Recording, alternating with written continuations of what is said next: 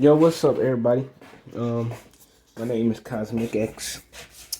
If you new or old, whatever it is, still a work in progress. I don't really have an audience, but today I'm gonna be reading a book called motherfucking Norse Mythology. Yeah, I'm reading Norse Mythology by Neil Gaiman, and I think I want to make it a new series. And I feel like reading like chapters and stuff to you. All you lovely people. Alright, so I'm gonna start by reading up the first chapter.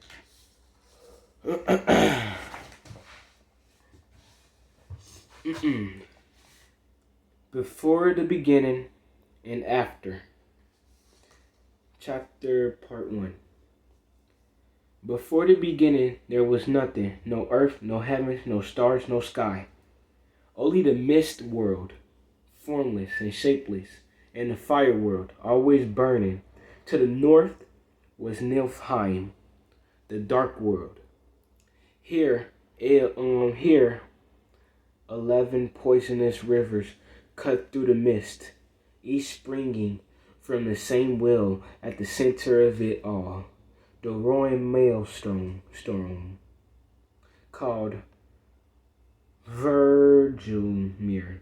You got an H in front of it. These words are hard. Niflheim was colder than cold, and the murky mist that cloaked everything hung heavily. The skies were hidden by mist, and the ground was clouded by the chilly fog. My bad, I just got done eating some good ass motherfucking food. That shit was just a bomb. And yeah, let me continue. To the south of this land was Muspel. Muspel was fire. Everything was glowed and burned. Muspel was light, where Niflheim was gray. Molten lava, where the mist world was frozen. So it's like polar opposites. Okay? So you got the north, you got Niflheim at the north, and it's a dark place. But then to the south, you got Muspel. And Muspel is like a lot more brighter, because you know we got the red, and then you got the red versus the cold. Yeah, that type of thing. Anyways, it was light where Niflheim was gray, molten lava where the mist world was frozen. The land was aflame with the roaring heat of the blacksmith's fire. There was no solid earth, no sky, nor nothing but sparks and spurting heat, molten rocks and burning embers. In Muspel, at the edge of the flame, where the mist burns into light, where the land's ends stood Surtur, who existed before the gods. Okay, hold up. Let me read that again. In Muspel, at the edge of the fire, where the mist burns into light, where the land's end stood a single soul. His name, or her name, was Surtur, who existed before all the gods. He stands there now. He holds a flaming sword, and the bubbling lava and the freezing mist are as one to him. So I'm guessing he's like connected to them directly, like physically, maybe. Because the way they put it, it sounds like he's just there, like the source of all of the shits. Let me keep going. It is said that at Ragnarok, which is the end of the world, and only then Surtur will leave his station. He will go forth from Muspel with his flaming sword and burn the world with fire, and one by one the gods will fall before him. I have to say, this is not my first time reading this book. It's just a little recap for me too. But I think he that fucking giant dude at the fucking Northern motherfucking God of War 5. I mean, the newest God of War sequel thing. I think he's that giant thing with the fire and shit. That nigga was cool as hell. Like the fucking combo they did and all of that. Man, that shit was just something else. But anyways, yeah. I think he's a big old giant thing who looks like a cosmic energy.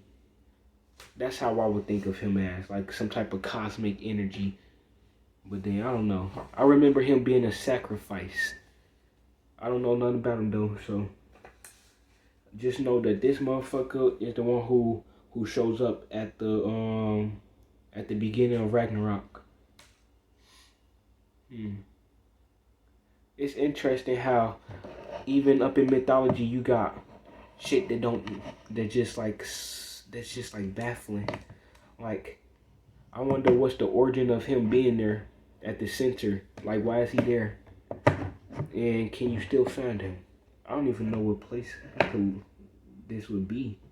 I have no visual imagery. I'm gonna just try to see what I can do though. Ooh, maybe I should create some art toward it. Then show it. Anyways, I'm talking too much. It is said that at Ragnarok, which is the end of the world, and only then Surtur will leave his station. He will go forth from Muspel with his flaming sword and burn the world with fire, and one by one the gods will fall before him. Part 2. Between Muspel and Niflheim was a void, an empty place of nothingness.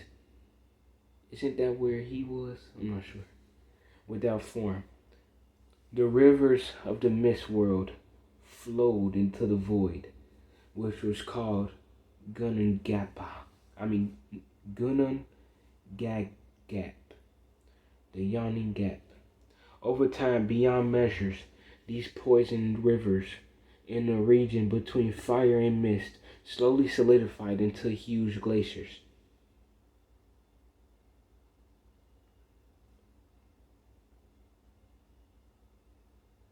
The ice in the north of the void was covered in frozen fog and pullets of hail. But to the south, where the glaciers reached the land of fire, the embers and the sparks from Muspel met the ice, and warm winds from the flame land made the air above. Also, this is how it all started, really started. I'm gonna have to redo this then. Between Muspel and Niflheim was a void, an empty place of nothingness. Okay? Without form and shit.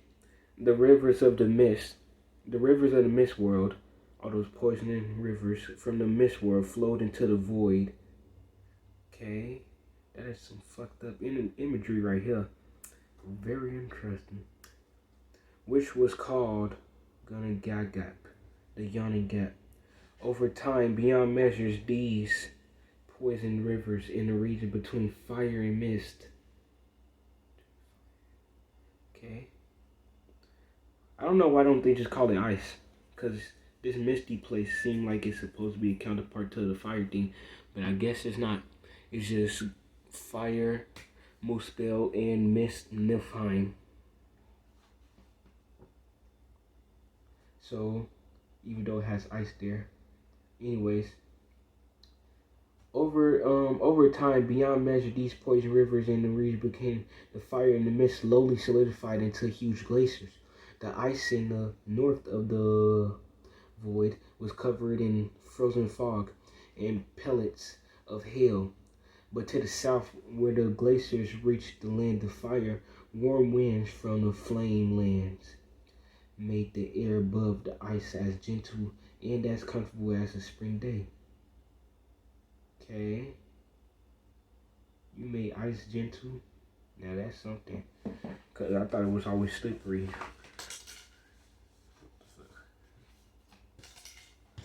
Damn, man. Fucking up. Alright. I'm nervous as fuck, okay? Damn. Where the ice and the fire met, the ice melted, and in the melting waters life appeared, the likeness of a person bigger than worlds, huger than any giant there will be or has ever been. This was neither male, nor was it female, but was both at the same time. This creature was the ancestor of all the giants, and it called itself Ymir. I feel like I heard that name before. Ymir was not the only living thing to be formed by the melting of the ice. There was also a hornless cow, okay, more enormous than a mind could hold.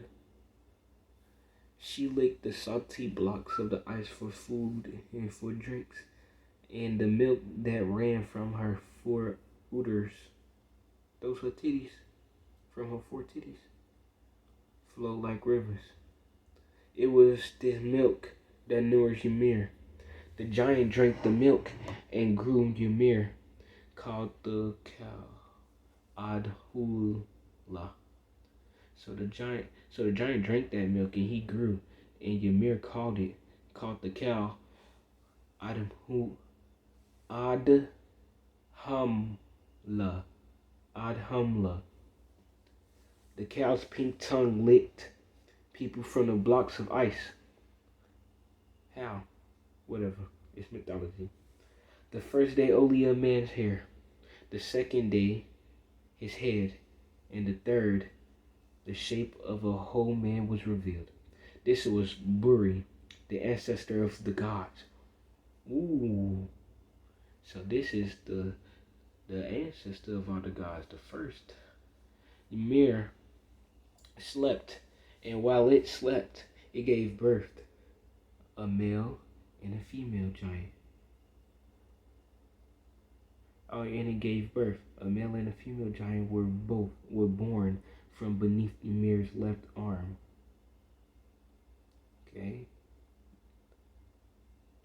A six-headed giant born from his leg. What?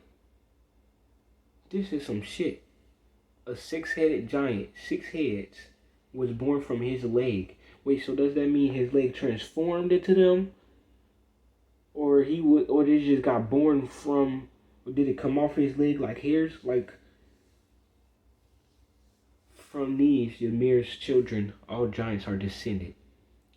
Buri took a wife from among these giants.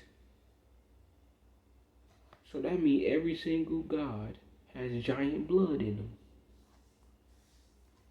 And they had a son whom they called Bor. Bor married Besla, daughter of a giant, another one. And together they had 3 sons. Oh, Odin was one of the first 3.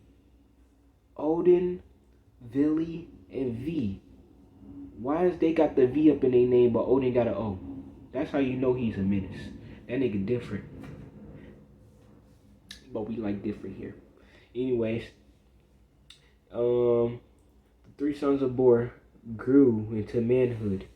They saw as they grew far off the flames of Muspel in the darkness of Niflheim. But they knew that each place would be death to them. The birds were trapped forever in Gunungagap, the vast gap between the fire and the mist. They might as well have been nowhere. They might as well be nowhere because they just in the middle of nothingness. I'm guessing they gonna be the ones that create shit, maybe. Who knows? I'm finna see. There was no sea and no sand, no grass, no rocks, no soil, no trees, no sky, no stars. There was no world, no heaven, and no earth at this time. The gap was nowhere, only an empty place waiting to be filled with life and with existence. It was time for the creation of everything. V and Vili and Odin looked at each other and spoke of what was needful to do. There in the void of Ginnungagap, they spoke of the universe. So they spoke and this shit happened. So you know, it was like, let there be light. There was light. The other one said, let there be ground. There go the earth and all the other planets. And gravity as an extension. And motherfucker, let there be space. Light, space, and ground. Anyways, Odin and Vili and V. Hold on, I missed something. They spoke of the no, I didn't. So they spoke of light in the future, of life in the future. Odin and Vili and V killed the giant Ymir. It had to be done. There was no other way to make the worlds. Okay, this was the beginning of all things. The death of that made all life possible. So they killed their granddad. They stabbed the great giant. Blood gushed out from Ymir's corpse into an unimaginable, come on now, I can say this fucking word, quantities, fountains of blood as salt as the sea, and as salty as the sea. Fountains of blood as salt as the sea, and gray as the oceans, gushed out in a flood so sudden, so powerful, and so deep that it swept away and drowned all the giants. Only one giant, Berglimir, Ymir's grandson, and his wife survived by clambering onto a wooden box, which bore them like a boat. All the giants we see and we fear today are descendants from them. Let's see. So Berglimir, Ymir's grandson, and his wife survived. Also, his wife survived. Ymir's wife survived, and his grandson did. Okay, I wonder how his wife looked, because I done forgot her name already. Odin and his brothers made the soil from Ymir's flesh. Ymir's bones, they piled up into mountains and cliffs. Our rocks and pebbles, the sand and the gravel you see, these were Ymir's teeth, and the fragments of bones that were broken and crushed by Odin and Vili and V.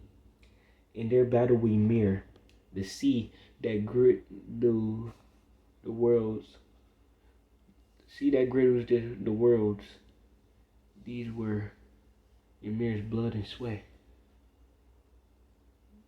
Talk about that blue shit, that's his blood. Cause my whole time, I understood he was saying that it was Ymir's blood and shit that drowned the motherfuckers and like moving like sea and shit. But I really thought that this motherfucker blood was gonna be red, and it was just like, but it didn't make sense. But whatever, it don't matter no more. I was like, red blood everywhere. What? Anyways, so I guess the sea was Ymir's blood and sweat. Look up into the sky. You are looking at the inside of Ymir's skull. The stars you see at night, the planets, all the comets, and the shooting stars. These are the sparks that flew from the fires of Muspel. And the clouds you see by day, these were once Ymir's brains. And who knows? I like the idea of it, because Ymir to me is like a god. With the death of this god came so much creation, so much life. Knows what thoughts they are thinking now. Ymir's brains, and who knows what thoughts they are thinking now, because it's not a man or a female. The world is a flat disc, and the sea encircles the perimeter. Giants live at the edge of the world beside the deep. Oh, hold up. Part 3. The world is a flat disc, and the sea encircles the perimeter. Giants live at the edges of the world beside the deepest seas. To keep the giants at bay, Odin and Vili and V made a wall from Ymir's eyelashes and set it around the middle of the world. They called the place within the wall Midgard. Midgard was empty. The lands were beautiful, but nothing walked the meadows or fished in the clear waters. Nobody explored the rocky mountains or stared up at the clouds. Odin and Vili and V knew that a world is not a world until it is inhabited. They wandered high and low, looking for people, and they found nothing. At last, on the rocky shingles at the edge of the sea, they found 2 logs, sea-tossed, that had floated there on the tides that had been cast ashore. Last section, the first log was a log of ash wood. The ash tree is resilient and handsome, and its roots go deep. Its wood carves well and will not split or crack. Ash wood makes a good tool handle or the shaft of a spear. The second log they found beside the first on the beach, so close to the first log they were almost touching, was a log of elm wood. The elm tree is graceful, but its wood is hard enough to be made into the toughest planks and beams. You can build a fine home or a hall from elm wood. The gods took the two logs. They set the logs so they were upright or to the sand, the height of people. Odin held them, and one by one he breathed life into them. No longer were they dead logs on the beach. Now they were alive.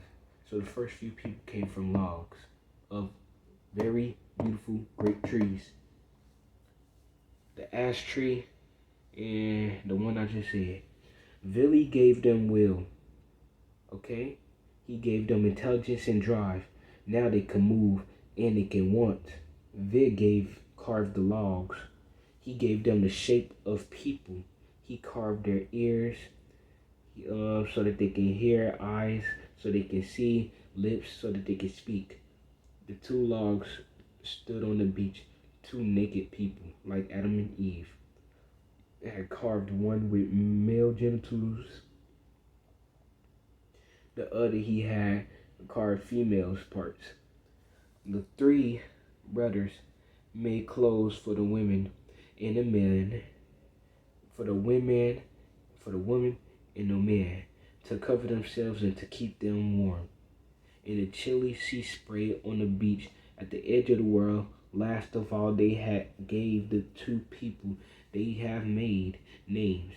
The man they called Ask or Ash. They called him Ask or Ash tree. The woman they call Embla or Elm, just like the trees. Ask and Embla were the father and mother of all of us. Every human being owes his life to the parents. So they're the mother and all of us. The mother and father of all of us. Every human being owes his life to his parents, and their parents, and their parents, and their parents before them. Go far enough back, and the ancestor of each of us were Ask and Embla. Embla and Ask stayed in Midgard, safe behind the wall of the gods had made from Ymir's eyelash. In Midgard, they would make their homes, protected from giants and monsters and all the dangers that wait in the wastes. In Midgard, they could raise their children in peace. That is why Odin is called the Allfather, because he was the father of the gods. No, I'm pretty sure there was a god before this nigga. What the fuck? Like, he's one of the siblings, so like if he's one, then maybe then the other two must be uncles. Something like that.